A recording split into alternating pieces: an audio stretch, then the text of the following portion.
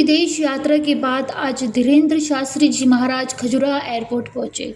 उन्होंने विदेश यात्रा के दौरान कुछ रोचक तथ्यों की जानकारी देते हुए कहा है कि निश्चित रूप से उनकी विदेश यात्रा, जो कि ऑस्ट्रेलिया, न्यूजीलैंड और फिजी की थी, वह सनातन धर्म का पताका फहराने के साथ काफ़ी उनके लिए अनुभव वाली रही। वहीं उन्होंने गढ़ा बागेश्वर धाम में 1 जुलाई से 12 जुलाई तक होने वाले आगामी कार्यक्रम के संदर्भ में भी विस्तार पूर्वक जानकारी प्रदान की। छतरपुर इटावा विवाद थमने का नाम नहीं ले रहा है। बाबा बागेश्वर ने इशारों में दिया अखिलेश यादव को जवाब। एक लंबी यात्रा के बाद आप आज धाम आ रहे हैं, विदेश यात्रा का क्या अनुभव रहा? अद्भुत था, भगवान की बड़ी कृपा। निर्विघ्न संपन्न लगभग 25 दिन विदेश यात्रा में रहे। न्यूजीलैंड, फिजी, ऑस्ट्रेलिया की यात्रा थी, जिनमें वहाँ के प्रमुख शहरों में कथा का आयोजन, सनातन संस्कृति और भारतीय परंपरा का प्रचार प्रसार हेतु आयोजन किए गए और निर्विघ्न रूप से वो सभी आयोजन संपन्न हुए। हम सब बुंदेलखंड वासियों का ये गौरव है, पूरे भारत का ये सनातनी परंपराओं का गौरव है, सनातन परंपरा का गौरव है कि फिजी में आने वाले समय में एक मठ की स्थापना की जा रही है। वहाँ के सरकार में दोनों प्रधानमंत्री कार्यक्रम में पहुँचे, न्यूजीलैंड के कार्यवाहक प्रधानमंत्री जी पहुँचे और वहाँ के दोनों डिप्टी प्रधानमंत्री, फिजी के दोनों डिप्टी प्रधानमंत्री जी और न्यूजीलैंड के कार्यवाहक प्रधानमंत्री जी कथा में पहुँचे। निश्चित रूप से ये हम सबका विषय बहुत बुंदेलखंड वासियों का गौरव है कि भगवान की ऐसी अनुकंपा कि अब विदेशी धरती पर भी सनातन परंपरा का परचम लहराएगा, हिंदुत्व का परचम लहराएगा और भारतीय परंपरा का परचम लहराएगा, जिससे भारत भी गौरवान्वित होगा, सनातन भी गौरवान्वित होगा, बुंदेलखंड भी गौरवान्वित होगा। आगामी कार्यक्रम 12 तारीख तक हम बागेश्वर धाम पर हैं। 4 जुलाई को उत्सव है छोटा सा, 10 को गुरु पूर्णिमा है। इसके बाद में 12 तारीख को हम यहाँ से विदा लेकर के और आगामी यात्रा के लिए निकलेंगे 3 देशों की पुनः। परदेश में रहने वाले मूल भारतीयों की संस्कृति को बचाने के लिए हम विदेश यात्रा पर हैं। वहाँ बच्चे संस्कृति से जुड़े रहें, सनातन से जुड़े रहें और विदेश में रहने वाले हिंदू अपनी हिंदुत्व की परंपरा और हिंदुस्तान को भूल ना जाए, इसलिए हम अनवरत पुनः ओमान, लंदन और दुबई की यात्रा पर जाएंगे। धन्यवाद।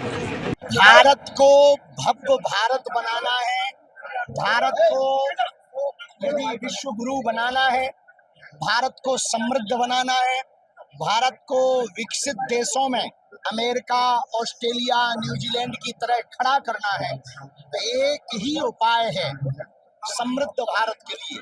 भाषावाद, क्षेत्रवाद, जातिवाद से ऊपर उठकर राष्ट्रवाद के लिए प्रत्येक भारतीय प्रणबद्ध होकर के जिस दिन कार्य करने लगेगा, उस दिन भारत भव्य बनेगा।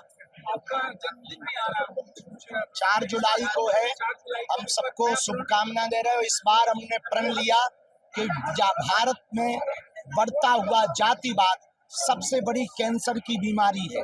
कैंसर से ज्यादा खतरनाक भारत को तोड़ने में अगर कोई बीमारी है तो वो जातिवाद की बीमारी है।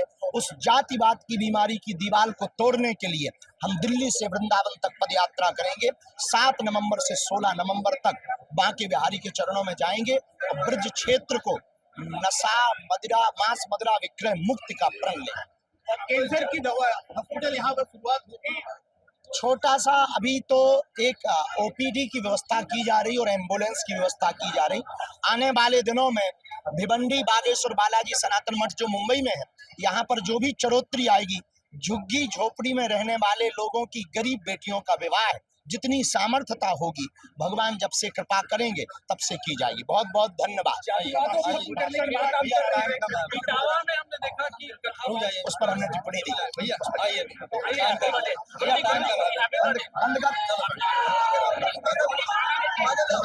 हम संकोच में बोल नहीं पाए।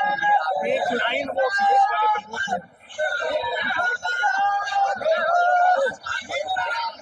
छतरपुर से भरत यादव की रिपोर्ट।